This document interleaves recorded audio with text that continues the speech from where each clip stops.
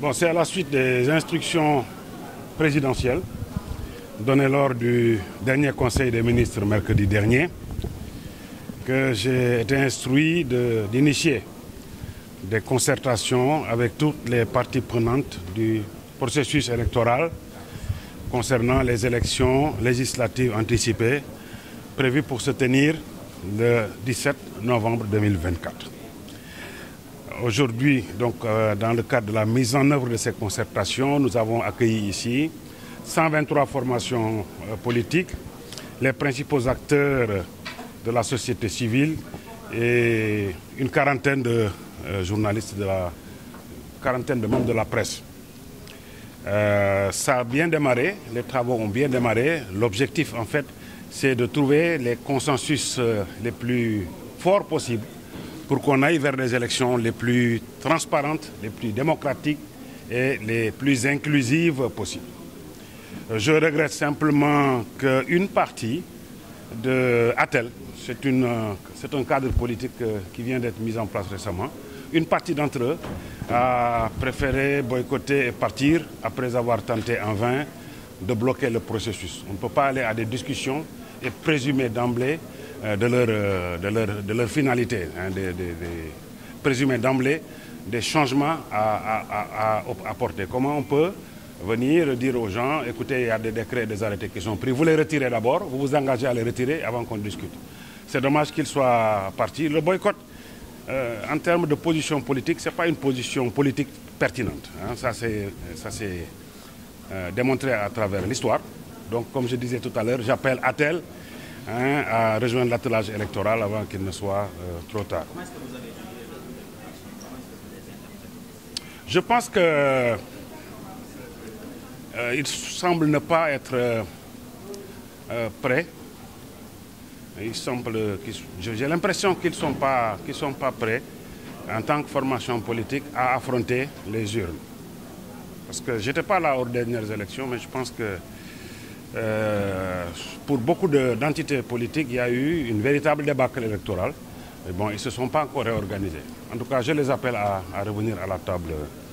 des discussions. C'est dommage, mais c'est un appel vraiment fraternel. Nous sommes au Wolof. Voilà, donc, conseil des ministres bi mujj ci la ma président sant ma woote mbootaay politique yi nu waxtaan ci élection législative élection député yi war a am ci fukki fan ak juróom-ñaar ci weeru novembre. loolu moo tax ñu daje fi tey ak lu ëpp téeméeri parti politique téeméer ak ñaar fukk ak ñett ñoo fi teew ak waa société civile yëpp ñu tàmbali waxtaan yi dañu bëgg a juboo ci nu ñuy doxale woote yi di ñëw ba nga xam ne dinañ ko def mu leer nañ ci ñëpp ku mën sa morom ñu jox la sa majorité ku nekk nga am say député yóbbu assemblée nationale te ñu d'accord daal ci ni ñuy taxawalee élection yi waxtaan yi dañ koy continuer ci kanam tuuti lenn rek moo xam moo xew lu ma xaw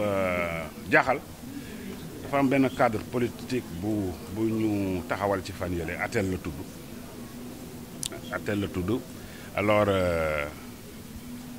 benn wàll si ñoom dafa mel ni dañoo gedd dem